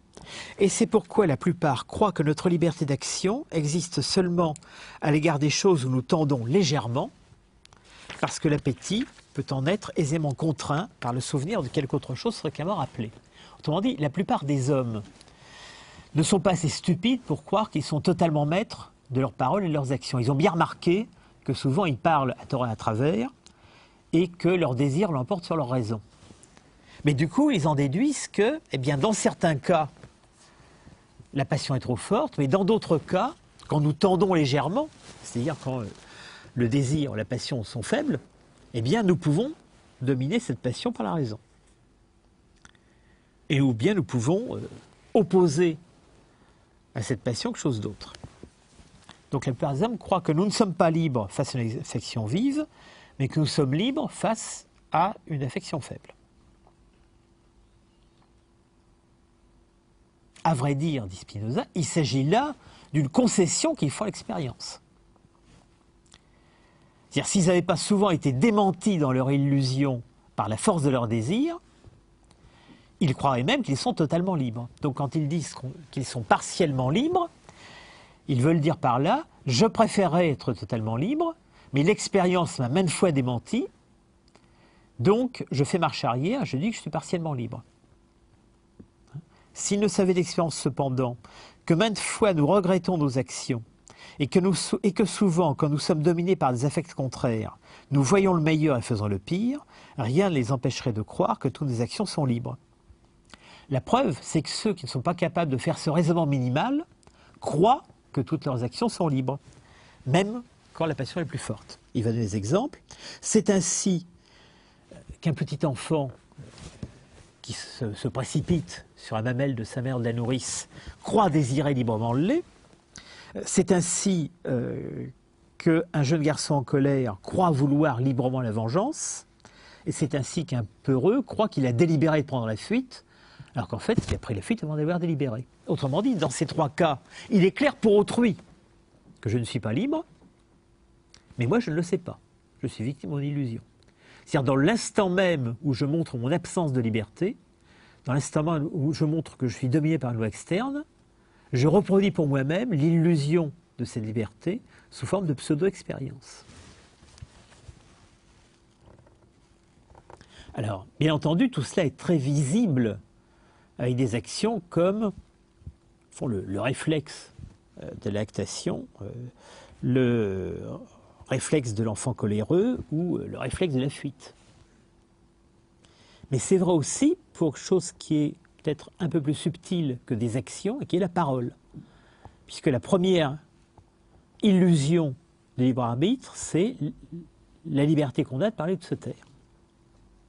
Donc Spinoza enchaîne sur les trois premiers exemples, par exemple, qui concernent la pseudo-liberté de parole.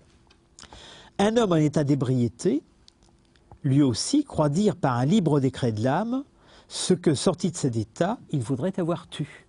Donc au moment où il est ivre, il raconte ses secrets, et il a l'illusion de faire librement. Une fois qu'il est dessoulé, il regrette de l'avoir fait, et il comprend donc qu'il n'a pas fait librement, mais qu'il a fait sous l'effet de l'alcool. De même, le délirant, la bavarde, l'enfant et un très grand nombre d'individus de même farine croient parler par un libre décret de l'âme, alors que cependant qu'ils ne peuvent contenir l'impulsion qui les a à parler. L'expérience donc fait voir aussi clairement que la raison, que les hommes se croient libres pour cette seule cause, qu'ils sont conscients de leurs actions et ignorants des causes par où ils sont déterminés. Et en outre, alors c'est ce qu'on avait déjà vu dans l'appendice de Éthique 1, et en outre que les décrets de l'âme, c'est-à-dire les volontés, ne sont rien d'autre que les appétits eux-mêmes et varient en conséquence sur la disposition variable du corps. Autrement dit, premièrement, la distinction entre les domaines où j'ai de la volonté et ceux où je suis contraint est une distinction fausse. C'est un discours réactionnel tenu par ceux que l'expérience a obligé d'avouer qu'il y a un grand nombre de domaines où je n'ai pas le choix. Mais en réalité, la barrière entre ces deux domaines est déterminée par mon degré de lucidité. C'est-à-dire que l'enfant, le peureux, l'ivrogne, etc., font monter la barrière très haut et croient qu'ils sont totalement libres alors que les autres voient bien qu'ils ne le sont pas. Et du coup, ça permet de comprendre que les autres aussi sont également déterminés là où ils croient que l'impulsion est légère. Et deuxièmement, ce discours de la liberté n'est pas une simple erreur. C'est le discours du désir.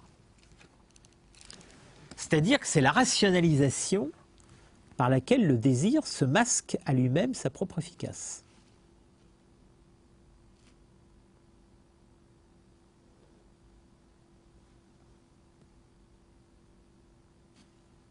L'homme normal est prêt à l'avouer à propos du délirant, mais en fait c'est vrai aussi pour lui-même. Simplement il ne s'en rend pas compte. Donc la colère me donne envie de me venger. Je crois que je décide librement de me venger et au besoin j'invente un discours rationnel comme quoi il est bien de se venger. Mais en fait je suis le jouet de ma colère, moi je fais cela. On verra dans la suite d'éthique 3 et 4 toute une série d'exemples où le pseudo-discours de la rationalité est en fait l'expression masquée de l'affect moteur.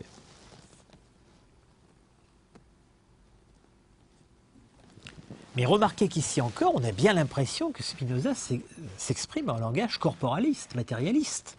Quand il dit « Les décrets de l'âme ne sont rien d'autre que les appétits eux-mêmes et varient en conséquence sur la disposition variable du corps », on a bien l'impression qu'il est en train de dire « c'est ce qui se passe dans l'âme, c'est ce qui se passe dans le corps, qui détermine ce qui se passe dans l'âme ». À des gens qui disent l'âme détermine le corps, il a bien l'air d'être en train d'opposer l'argument, c'est pas vrai, l'expérience montre que le corps détermine l'âme.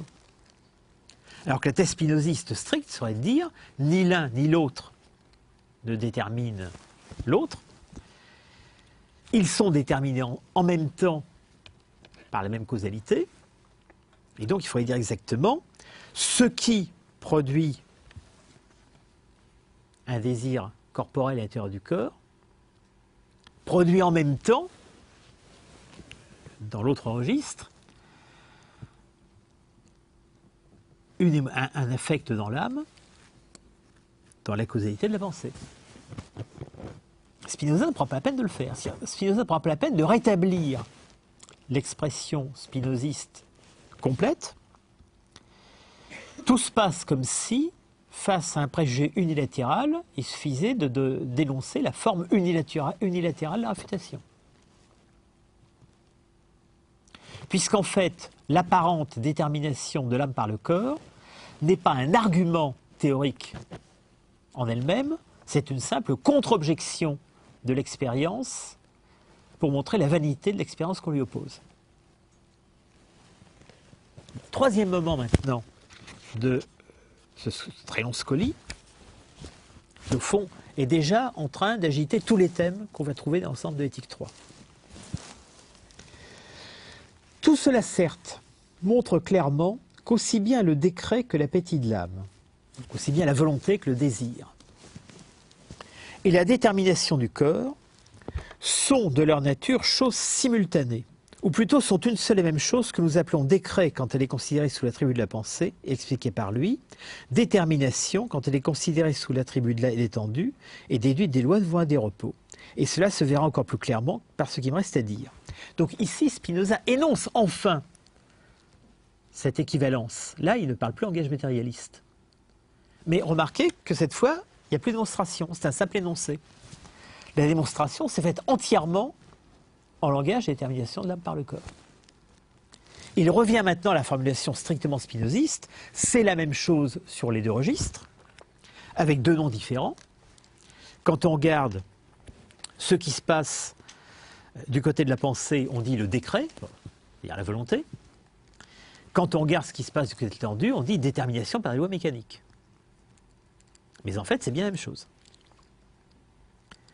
Autrement dit, il est en train d'énoncer ce qui va être démontré ensuite, ce qui va être établi seulement ensuite, à savoir que la volonté, l'appétit, le désir sont une seule et même réalité.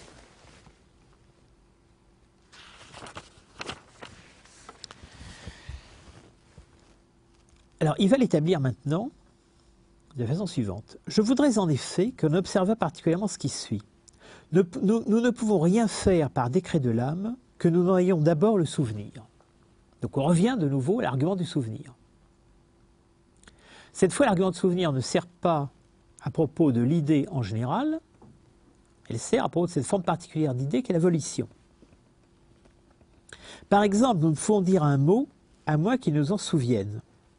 D'autre part, il n'est pas au libre pouvoir de l'âme de se souvenir d'une chose ou de l'oublier. On croit donc que ce qui est au pouvoir de l'âme, c'est seulement que nous pouvons dire ou taire, suivant son décret, la chose dont il nous souvient. Donc l'objecteur ici accepte la détermination en ce qui concerne le souvenir, c'est-à-dire en ce qui concerne la correspondance avec la trace corporelle, mais il pense que, après tout, on peut s'en souvenir et décider de ne pas l'utiliser. Alors l'argument qui va être employé par Spinoza, c'est l'argument du rêve. Quand cependant nous rêvons que nous parlons, nous croyons parler par le seul décret de notre âme. C'est-à-dire que lorsque nous rêvons, nous croyons être libres. Et néanmoins, nous ne parlons pas, ou si nous parlons, cela se fait par un mouvement spontané du corps. Donc quand je suis réveillé, je sais que le langage que je tenais dans le rêve était illusoire. Et pourtant, dans le rêve, j'avais la même impression de libre décret que j'ai quand je ne rêve pas. Donc vous voyez, c'est le même type de démarche que Spinoza utilise toujours du bout à l'autre de ce Scoli. Ça consiste à dire, vous êtes d'accord pour telle zone de l'expérience que cela n'est pas libre. Et vous reculez sur telle autre zone en disant, ah, mais là je suis libre. Mais il n'y a aucune différence de contenu entre ces deux zones. Donc vous êtes d'accord que les somnambules ou les animaux ne sont pas dirigés par l'âme humaine, mais vous dites que dans les actes normaux des hommes, c'est l'âme humaine qui dirige. Mais en fait, on n'a pas besoin de plus pour l'un que pour l'autre. Vous êtes d'accord sur le fait que l'ivrogne ne parle pas librement, mais vous pensez que l'homme à jeun parle librement. Mais en réalité, le fonctionnement est le même. Vous êtes d'accord sur le fait que quand on rêve, on croit parler, mais qu'en fait on ne parle pas librement. Mais vous dites qu'à l'état de veille, vous parlez librement, et pourtant le fonctionnement est exactement le même. Donc à chaque fois, ça consiste à prendre au mot la concession de l'autre pour l'étendre au-delà de ce qu'il acceptait. Tout simplement parce que la loi de la nature qui s'y réalise est la même dans les deux cas. Donc, je redis, quand cependant nous rêvons que nous parlons, nous croyons parler par le seul décret de l'âme, et néanmoins nous ne parlons pas, ou si nous parlons, cela se fait par un mouvement spontané du corps. Nous rêvons aussi que nous cachons aux hommes certaines choses, et cela par le même décret de l'âme, en vertu duquel, pendant la veille, nous taisons ce que nous savons. Nous rêvons enfin que nous faisons par un décret de l'âme ce que, pendant la veille, nous n'osons pas. Je voudrais bien savoir en conséquence s'il y a dans l'âme deux sortes de décrets. C'est-à-dire le décret illusoire du rêve et les décrets libres, réels, de l'état de veille. Y a-t-il donc deux genres de décrets, les imaginaires et les libres? Si on ne veut pas aller jusqu'à ce point d'extravagance, il faudra nécessairement accorder que ce décret de l'âme crue libre ne se distingue pas d'imagination elle-même ou du souvenir, et n'est rien d'autre que l'affirmation nécessairement enveloppée dans l'idée en tant qu'elle est idée. C'est ce qui avait été établi à la fin de l'éthique 2. La volonté n'est pas autre chose que l'entendement, la volition n'est pas autre chose que l'affirmation. Et ainsi, ces décrets se forment dans l'âme avec la même nécessité que les idées des choses existant en l'acte. Ceux donc qui croient qu'ils parlent ou se taisent, ou font quelque action que ce soit par un libre décret de l'âme, rêvent les yeux ouverts. Autrement dit, bien loin que le rêve soit une exception, il est au contraire la norme, et l'illusion qu'on agit autrement en état de veille n'est qu'un rêve les yeux ouverts.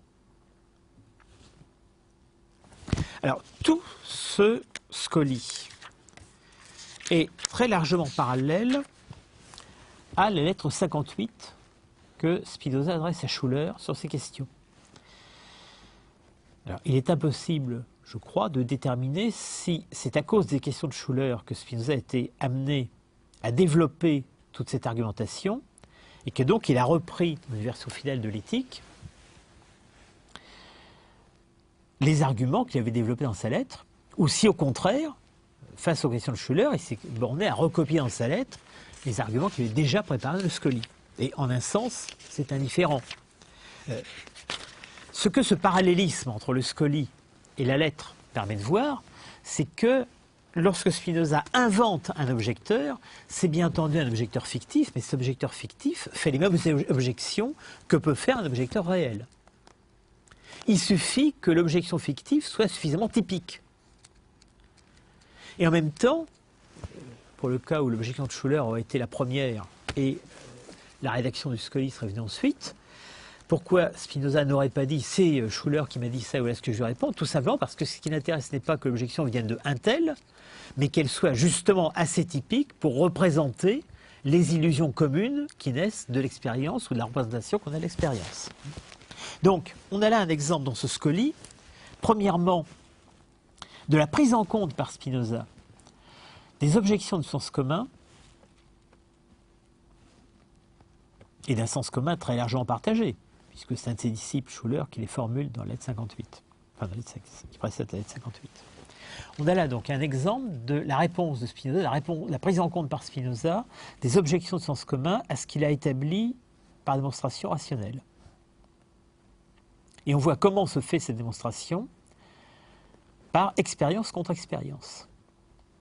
Il ne réfute pas, à proprement parler, rationnellement, l'objection, il dresse une contre-objection non moins expérientielle que l'objection elle-même. Deuxièmement, on voit se mettre en place pratiquement toute la thématique qui va être celle de Éthique 3 à l'occasion de ces objections.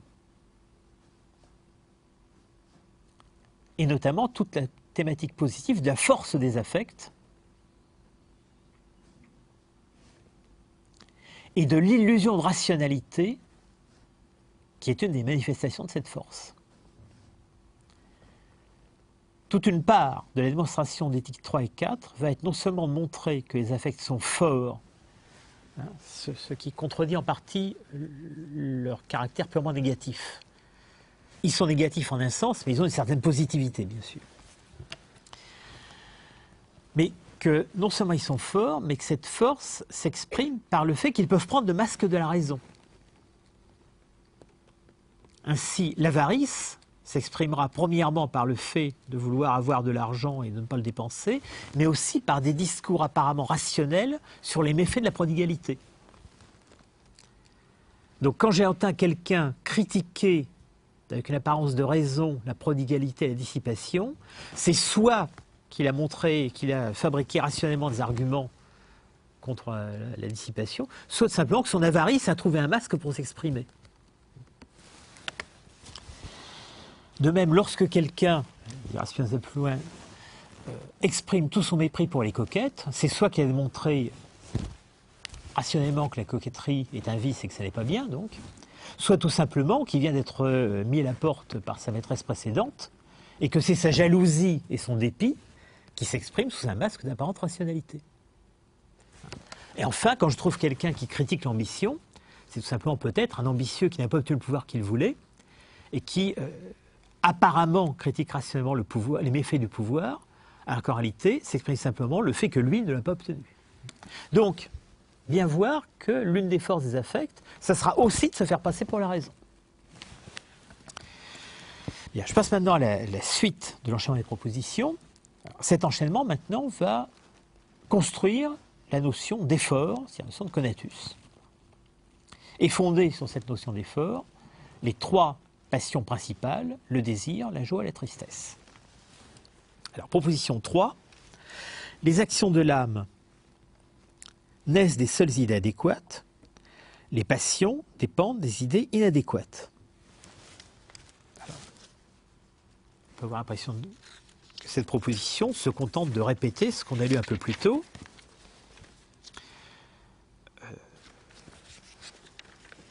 À la fois dans les définitions et dans la proposition 1. L'équivalence entre action et idée adéquate. La différence, c'est que dans la proposition 1, par exemple, le sujet de la phrase, le sujet de l'énoncé, c'était notre âme. Notre âme agit en certaines choses et pâtit en certaines autres. Ici, le sujet de la phrase, c'est mentis actiones, mentis passiones. Les actions de l'âme, les passions de l'âme. Autrement dit, maintenant, le regard ne porte plus sur l'âme en général, mais sur chacun de ces événements particuliers que sont les actions et les passions.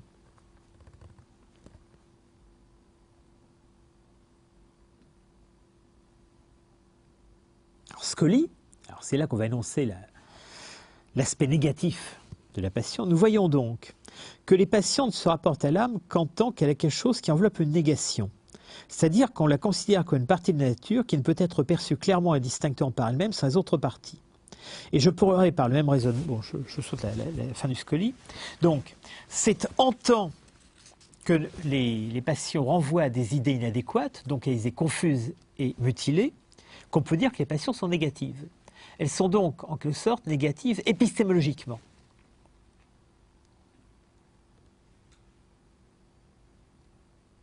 Ça n'empêche nullement qu'elles auront une positivité dans leur forme de production.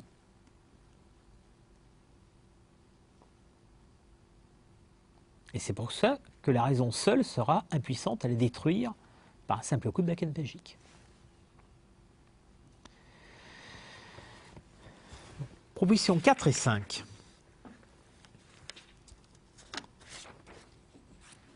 La question de la destruction. Proposition 4. Nulle chose ne peut être détruite sinon par une cause extérieure. Remarquez que cette démonstration ne s'appuie sur aucune proposition précédente, aucune définition précédente. Cette proposition est évidente par elle-même, car la définition de chose quelconque affirme mais ne nie pas l'essence de cette chose. Autrement dit, elle pose mais n'ôte pas l'essence de la chose. Aussi longtemps donc que nous avons égard seulement à la chose elle-même et non à des causes extérieures, nous ne pourrons rien trouver en elle qui puisse la détruire. Autrement dit, une chose ne peut être détruite que par l'extérieur. Il n'y a pas de cause interne à la destruction de quelque chose. Ça vaut le coup de s'arrêter un instant sur cette phrase. Ça veut dire que dans la philosophie spinoziste, il n'y a pas de négativité. Il n'y a pas de négation interne. Il n'y a pas de cause interne de destruction. Tant qu'il s'agit d'une res, d'une chose.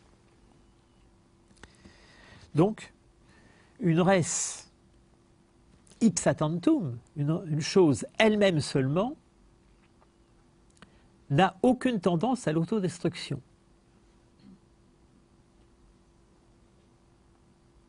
Alors, premièrement, une remarque à l'égard du sens commun fera donc expliquer le suicide, par exemple.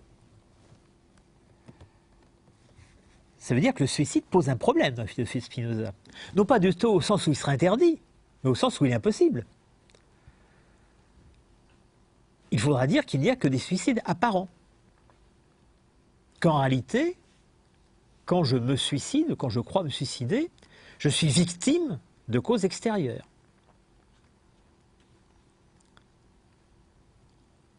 En toute rigueur, du point de vue de Spinoza, il faudrait dire que quelque chose d'extérieur me suicide, et non pas que je me suicide. Alors, la chose extérieure, ça peut être une dépression qui est l'effet de la pression de causes externes, ça peut être, dans le cas par exemple des suicides des stoïciens romains ou autres, l'effet du calcul que la nature, sous la forme de l'État, est plus forte que moi et qu'il faut bien que je disparaisse face d'une autre. Tout ce que vous voudrez, mais à chaque fois, c'est que le poids des causes extérieures a été plus fort que le poids des causes internes. Alors, on peut, par exemple, essayer de comparer sur un certain nombre de points la philosophie de Spinoza avec celle de Hegel ou avec celle de Marx, mais là, il y a un point sur lequel il en diffère absolument, encore une fois, c'est qu'il n'y a pas de négation interne, il n'y a pas de négativité. Il n'y a de négation qu'externe.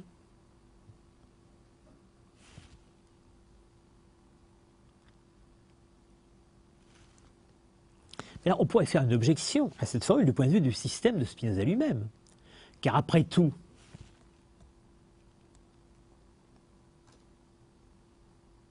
nous voyons bien au moins un objet qui, dans la politique de Spinoza, a une forte tendance à s'autodétruire, c'est l'État. Puisque Spinoza énonce régulièrement que les pires ennemis de l'État, ce sont ses citoyens. Que la plupart des États s'effondrent non pas sous les coups des États adverses, mais à cause de leurs contradictions internes. Tiens, contradiction interne, ça ressemble plutôt à un concept hegelien ou marxiste, et non pas à ce qui est énoncé ici. Alors, comment comprendre cela? Ça veut dire tout simplement que l'État ne peut être pas une res ipsa tantum, ça ne peut être pas une chose au sens strict. L'État peut être une chose complexe qui intègre dans son fonctionnement des causalités externes, qu'il le veuille ou non. Alors l'État a bien entendu une certaine unité, sans ça il ne subsisterait pas. Mais une unité qui est perpétuellement menacée. Une unité qui est une sorte d'équilibre fabriqué avec une multitude de déséquilibres. Si l'État était une chose simple, il n'aurait pas de raison d'autodestruction. Quand l'État est détruit, c'est au fond parce que ceux de ses citoyens qui constituent ses partis et qui le détruisent, qui provoquent la guerre civile, provoquent la dissension, etc., se conduisent comme s'ils n'étaient pas de citoyens de l'État, comme si les forces de leur nature, qui sont plus fortes que les lois de l'État, agissaient à travers eux pour détruire l'État. Donc au fond, comme l'État qui est détruit apparemment de l'intérieur, comme une guerre civile, n'est pas une autre situation que le corps humain qui succombe à un poison. Le corps humain qui meurt sous l'effet d'un poison, il a bien l'air de mourir par une cause interne, le venin est en lui. Mais le venin est venu de l'extérieur. Eh bien, l'État qui s'effondre dans une guerre civile, c'est la même chose. Sauf que c'est un degré beaucoup plus complexe. Donc, on doit pouvoir, à l'intérieur du système spinoziste, à la fois dire qu'il n'y a pas de négativité dans les choses, qu'une chose considérée en elle-même n'a pas de cause interne de destruction, mais qu'en même temps, les objets les plus complexes que nous rencontrons, le corps humain, l'État, etc., passent leur temps en quelque sorte dans des équilibres qui arbitrent des multitudes de déséquilibres internes,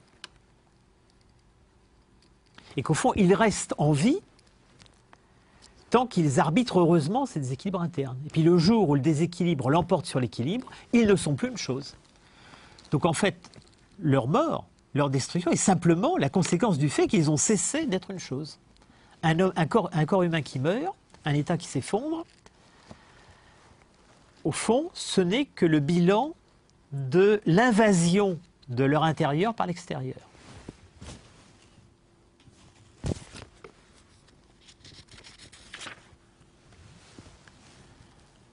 Ça veut donc dire que pour Spinoza, au fond, au sens strict, un corps humain en tant que tel est immortel. Ou plutôt qu'on ne meurt jamais qu'à cause d'une cause externe. On ne meurt pas de mort naturelle. Plutôt, on ne meurt que de naturalité externe. On ne meurt jamais de raison intérieure.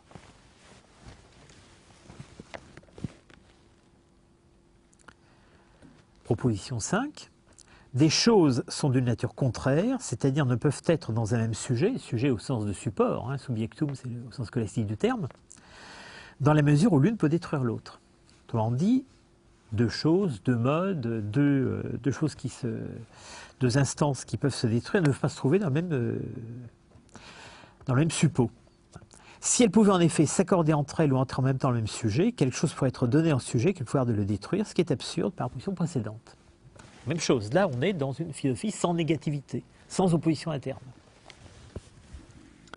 Alors maintenant, on peut construire l'idée de Conatus, proposition 6. Chaque chose, autant qu'il est en elle, s'efforce de persévérer dans son être.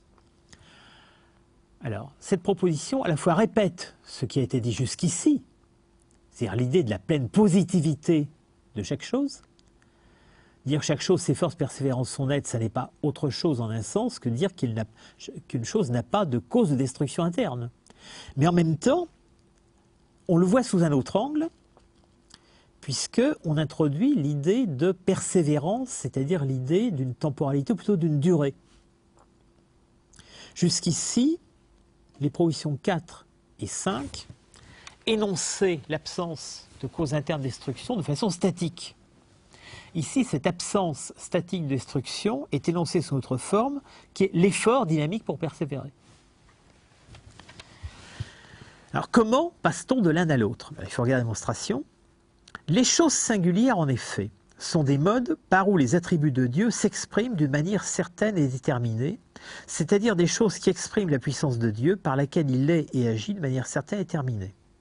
Donc, on renvoie au centre de la première partie de l'éthique, qui est que Dieu est conçu d'une façon dynamique. Dieu, c'est un immense pouvoir de production suivant des lois, et ça n'est pas autre chose. Et les modes, ça n'est pas autre chose que des effets de ce pouvoir de production, qui sont eux-mêmes à leur tour des instances de production. Rien n'est sans effet. Donc, être, c'est agir, être, c'est produire, c'est avoir des effets. Alors, si on enchaîne cette absence de cause interne de destruction et ce pouvoir qu'a toute chose de produire des effets, effectivement, on peut retraduire en termes dynamiques ce qu'avaient énoncé les propositions 4 et 5. Puisque toute chose est opposée à tout ce qui peut ôter son existence, eh bien, autant qu'elle peut et qui est en elle, elle s'efforce de persévérer dans son être. Donc la persévérance dans l'être, c'est ce que donne l'absence logique de contradiction interne, déchiffrée en termes de dynamisme positif, de puissance divine à l'intérieur de chaque chose. Et proposition 7, à vrai dire, cet effort n'est rien d'autre que l'essence actuelle de la chose. L'effort par lequel chaque chose s'efforce de persévérer dans son être, n'est rien si ce n'est l'essence actuelle de cette chose. Donc une chose n'a pas d'autre essence que ce conatus, que cet effort pour persévérer dans son être. Alors, le début du traité politique, qui résumera cette métaphysique de l'individu dans d'autres termes, dira « tout ce que fait chaque individu, il le fait par la puissance divine, suivant ses lois propres ». Donc la puissance d'une chose singulière n'est pas autre chose que la puissance divine en lui. Autrement dit, la puissance d'une chose singulière, c'est l'effectuation de la puissance divine suivant les lois de cette chose singulière.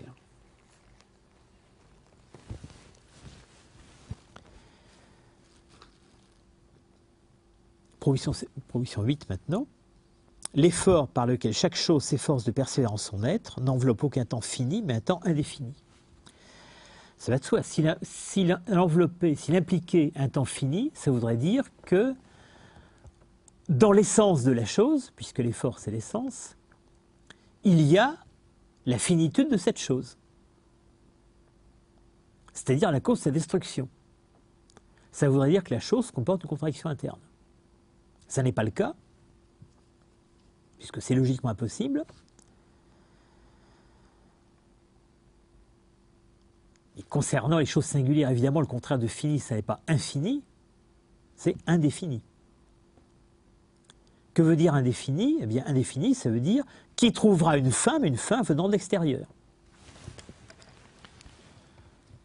Une chose singulière rencontrera un jour sur son chemin quelque chose qui la détruira. Mais cette destruction ne viendra pas d'elle.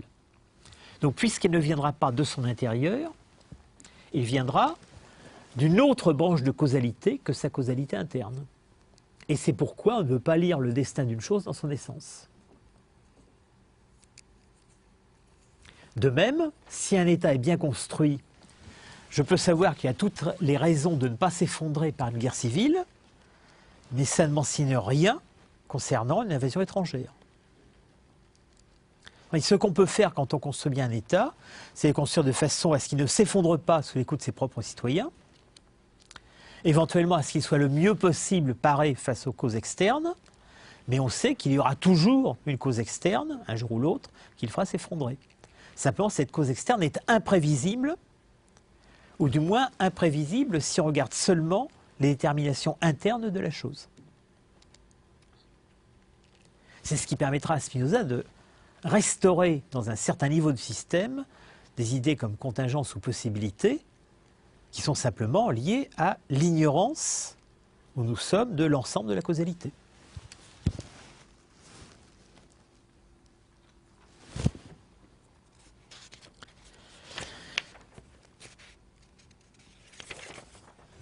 Et c'est ainsi qu'on va pouvoir fonder les positions 9 et 10 qui vont donner la définition du conatus, c'est-à-dire sous forme de passion, c'est-à-dire du désir. Bon, je ferai ça la prochaine fois. Donc la prochaine fois, on recommencera à proposition 9 et on verra l'enchaînement des trois passions principales, le désir, la joie et la tristesse, puis la façon dont à partir de ces trois passions, en les articulant avec d'autres choses, par exemple la constitution d'objets, on va pouvoir engendrer un ensemble de passions secondaires. Je m'arrête simplement un instant. Remarquez que dans tout ce qu'on a dit, à propos de chaque chose singulière, on n'a absolument pas mentionné les objets de son effort. La seule fois où on a pu parler d'objet, dans des références au livre 2, c'était l'objet cognitif de l'âme. Et l'objet cognitif de l'âme, c'est le corps. Bien entendu. C'est l'objet au sens d'idéa. Mais à aucun moment, dans ces dernières propositions, quand on a parlé de l'effort que fait l'âme, ou l'effort que fait l'individu, l'âme et le corps ensemble, on a parlé de l'objet de cet effort. On a parlé de sa tendance, qui est persévérée dans son être, mais on n'a pas cité les objets du monde vers lesquels il est tourné. Autrement dit, le propre de la démarche spinoziste ici, c'est de commencer à définir les affects sans passer par des objets. L'affect est là avant que l'objet soit là. On ne définit pas les affects par les objets. Les objets seront certes introduits, mais plus tard. Donc les affects fondamentaux seront des affects sans objet. Leur objectification sera une des formes de la dérivation. Alors, il faut réfléchir largement sur cette question. Vous avez une semaine pour réfléchir. Qu'est-ce que c'est qu'un désir sans objet? Qu'est-ce que c'est qu'un désir qui, au fond, a la recherche de son objet? Un désir qui ne se définit pas d'abord par son objet, mais qui le trouvera en cours de route. Donc, qui peut-être on pourra en changer sans que sa nature change.